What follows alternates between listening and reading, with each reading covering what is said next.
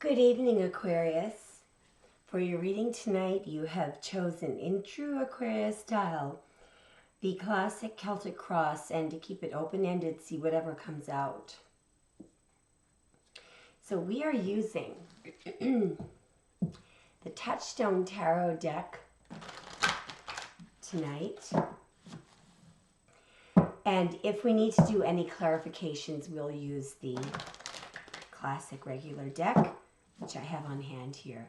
I'm seeing the numbers 3 and 4 tonight for some reason. So we're going to do 3 more hard, and then we'll do 4 soft. Sorry about this delay here. May we have an accurate reading for Aquarius, please. 2 more hard. May we have an accurate reading, please. 1 more hard. For Aquarius, please, may we have an accurate reading. And 3 soft. Here we go. 2 more soft. We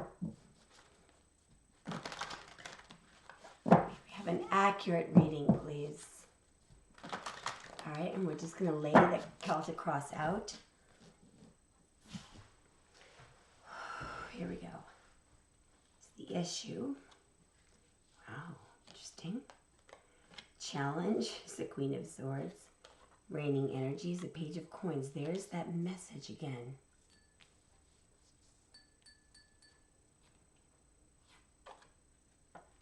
Oh, wow.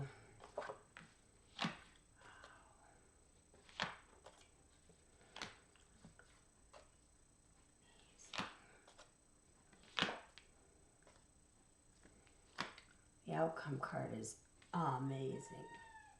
That's one of my cats, and I'm not sure which cat it is. Bottom of the deck, we have a card of Aries. It's the Emperor.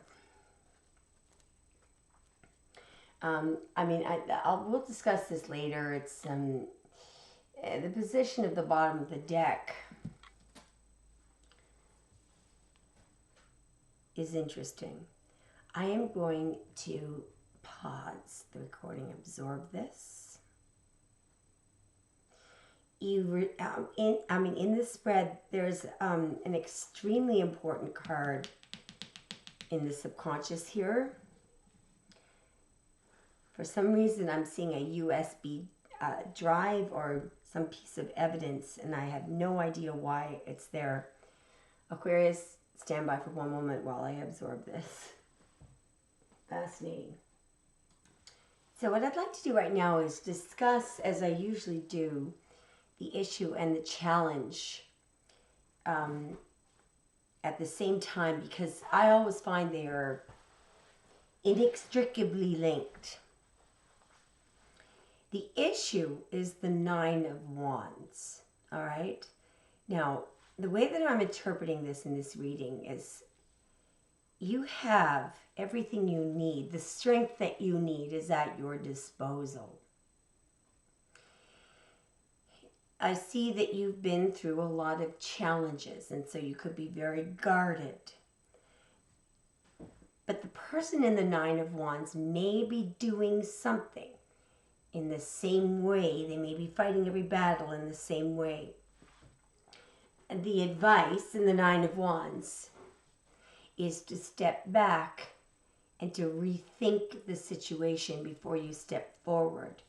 The idea of the 9 of Wands is that person, they may have lost 9 battles, but in the 10th card, they're going to step forward and win the war. Why? Because when they do that step back and change their mind only,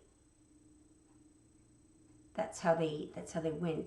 So there's a suggestion here, just a suggestion.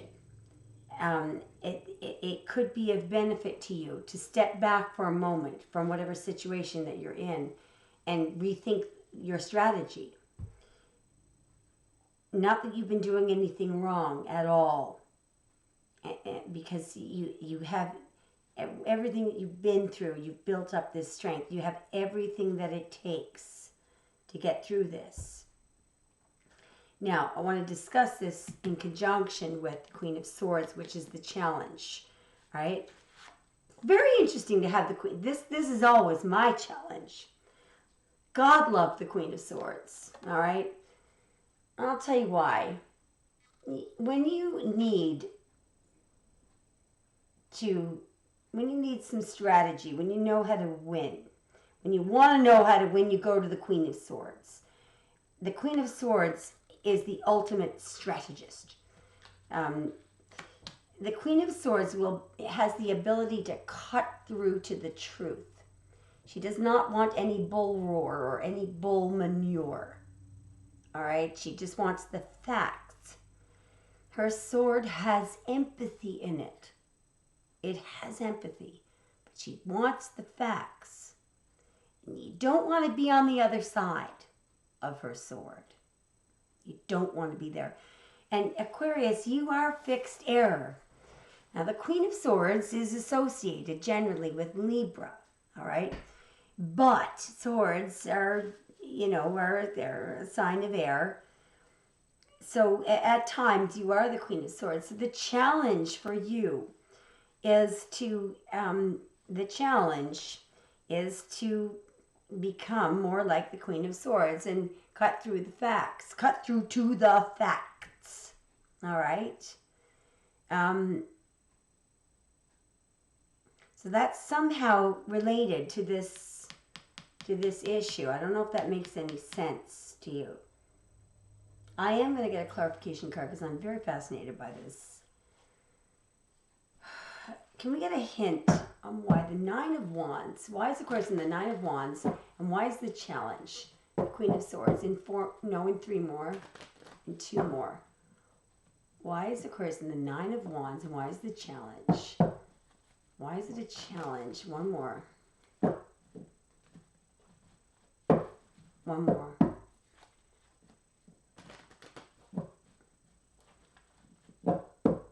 Okay, thank you. There's 3 cutting through. Oh, there's 4. 1, 2, 3. There's the Queen of Swords again. So we've got the Nine of Swords, and there's a card coming out underneath the Nine of Swords. What is that? The Moon, I think. No, it's the freaking Tower. Give me a moment. I'm going to pause this. Ah! I see it.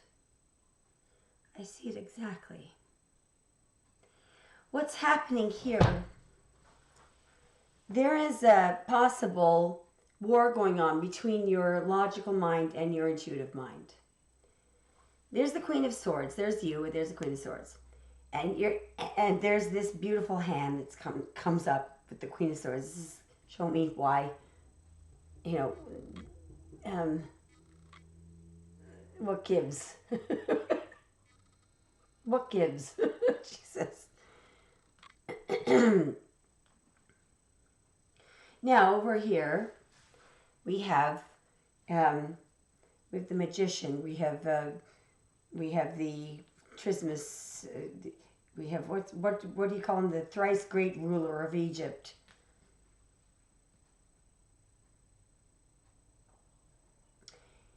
We have the origin actually of the Celtic cross here.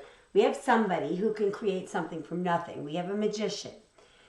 We have what we have here is the person who has the vision board, and so they're able to manifest and all this stuff. And so your logical mind is saying, what the heck? Is this just crap? Your logical mind over here is some magic happening here. And the logical mind is saying this doesn't make any sense. All right? And we've got a Tower, which is one of the cards of spiritual enlightenment. It's the 2nd stage of spiritual enlightenment. And we've got somebody over here whose mind is literally the only problem. In other words, what I'm saying here is that there is a tug of war, I believe, between your intuitive and your logical mind. And this is very, very, very indicative of Aquarius. Aquarius often are extremely, if not always, intuitive and intellectual, analytical, logical.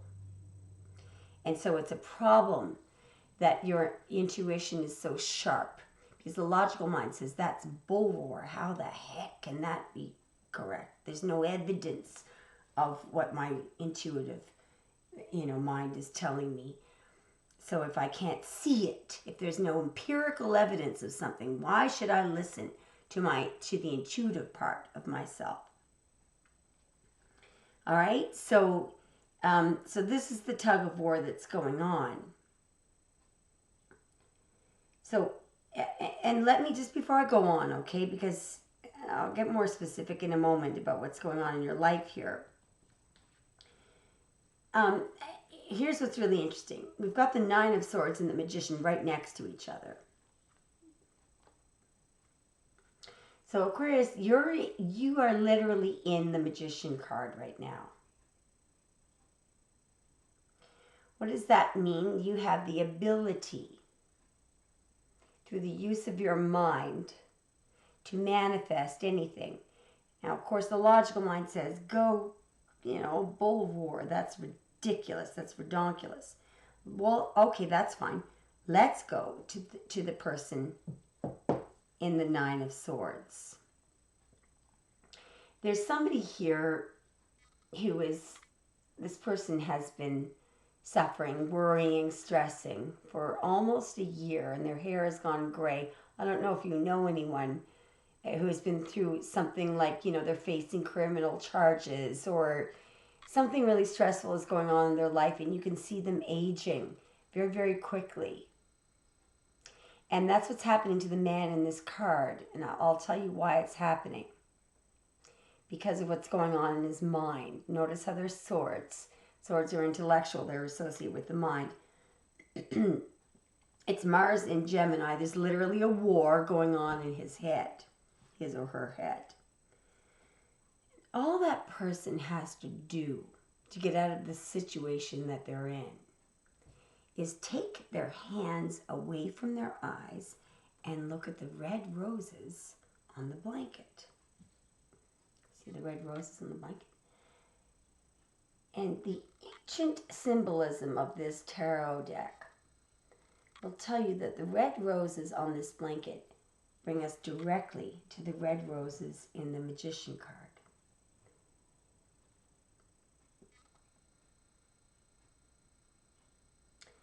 Why? Because red roses were always considered to be very difficult to cultivate and grow. The Magician has a wand that has two ends that are sort of the same. Do you see how the top part and the bottom part are the same? And what he has over his head, it looks like the infinity sign, but it's actually a lamnescape. What's a lamnescape?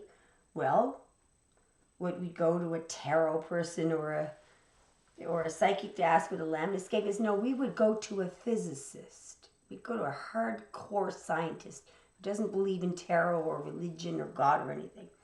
And the hardcore science physicist would tell you that the lamnescape represents the constant flow between the unmanifest and the manifest, between what is in the mind and what's in the 3D, in the real, between what you think about and what ends up coming up in your life physically. In other words, the physicist who stands in their lab and they work with a particle accelerator and they realize, how does a particle come into existence? Through actually looking at human consciousness. A probability amplitude blinks into existence by the mind's power. Something comes from nothing. It's hardcore science. It's the Magician. So Aquarius, let me tell you this. Don't let your intuition spook you.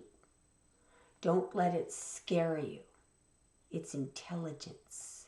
And you're connected to that actual higher power that physicists work with every day, with their particle accelerators in their scientific labs, without any thought of religion or hocus pocus or anything like that. Here is the spiritual breakthrough. The second stage, they say, of spiritual enlightenment is represented by the tarot card. And I believe that the Queen of Swords here It was probably a really overly dramatic way of explaining to you that don't be spooked by your intuition. All right? Your challenge here, your challenge is to cut through the bullshit. Part of cutting through the bullshit is finding the facts, is figuring out what is actual truth. Allow that logical mind to consult with the intuitive mind. Allow it. Just allow them to consult. You see these videos, sometimes on YouTube that have to do with, syncing the right and the left brain. That's exactly what the idea is. I'm not telling you that you have to listen to them. However, they are pleasant to listen to. But the idea is that on one side of our brain is the hippocampus and the amygdala. And I have an honors degree I have a Bachelor of Science honors degree in neuroscience, okay? And I studied the amygdala that was my honors thesis. And I can tell you right now that the amygdala is on the part of the brain that has to do with intuition. So these videos that have to do with syncing the brain, all they're talking about is syncing the right and the left brain. In other words, the logical side with that other, side that we always say, do. Anyway, you get the idea. So this is the challenge for you. So let me just summarize what I've just said. Don't be spooked or be put out. And one of my cats that's confirmation there because they're meowing. Don't be spooked by your intuition, all right? Let your logical mind consult with it. You don't have to let it run the show, but let your logical mind consult with it.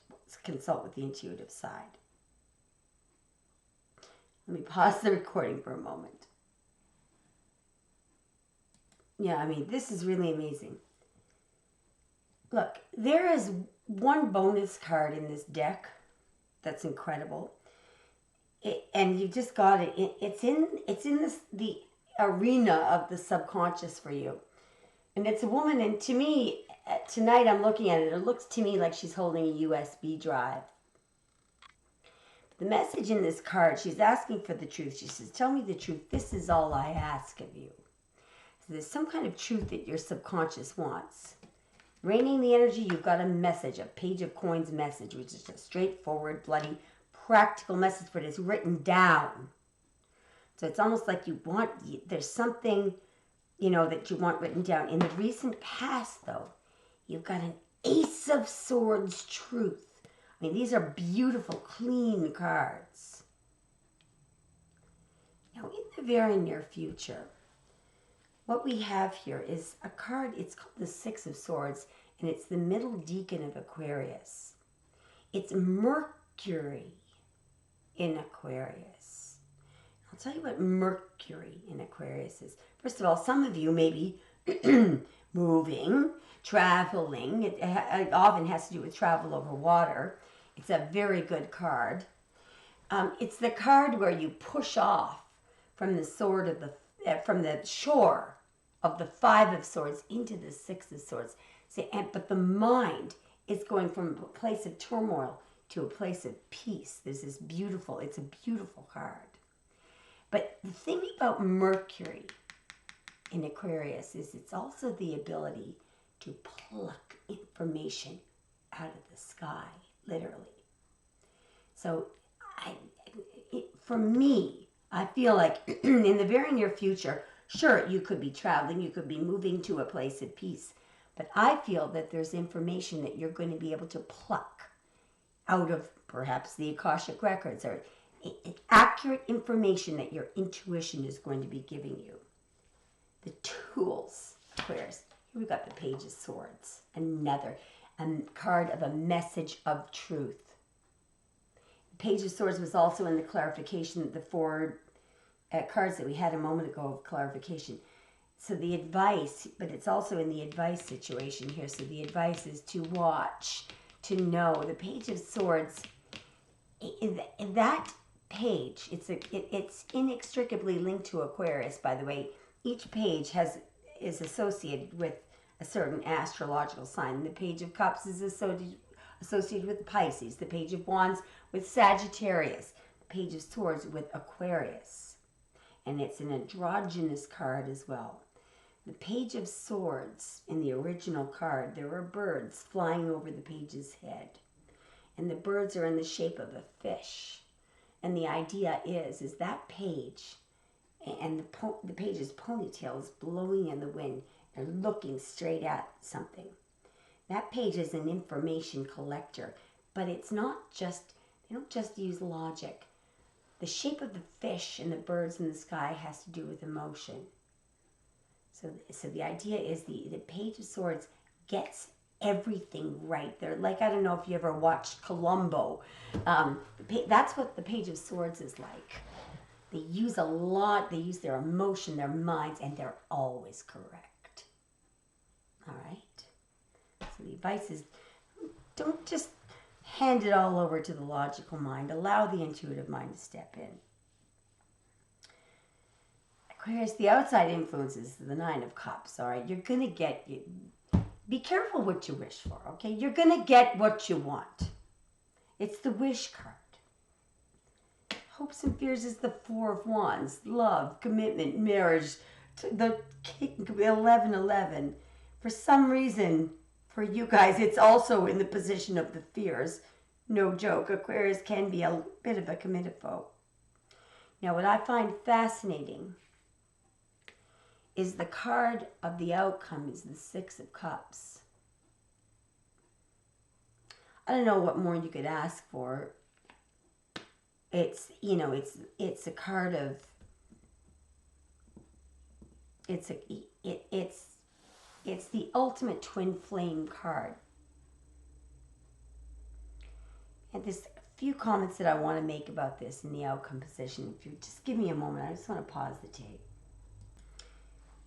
So for some of you, there is some kind of a gift coming, but the gift is connected to your history in some way.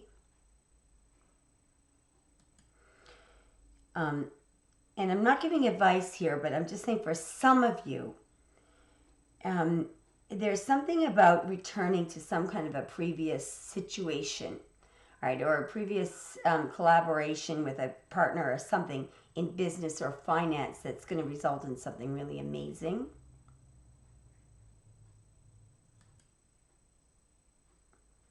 For some of you, there's going to be an offer made that you can't refuse. And of course, for some of you, there's going to be you're going to be reunited with a lover. I can't deny that the Six of Cups very often has to do with an incredibly good love outcome. Look, the Emperor is on the bottom of the deck. It's an Aries man. It's the King of all kings. It's a good masculine there. And Kit Kat just jumped up on the table. God love you. I love this little baby. All right, Aries. Sorry, I just said Aries.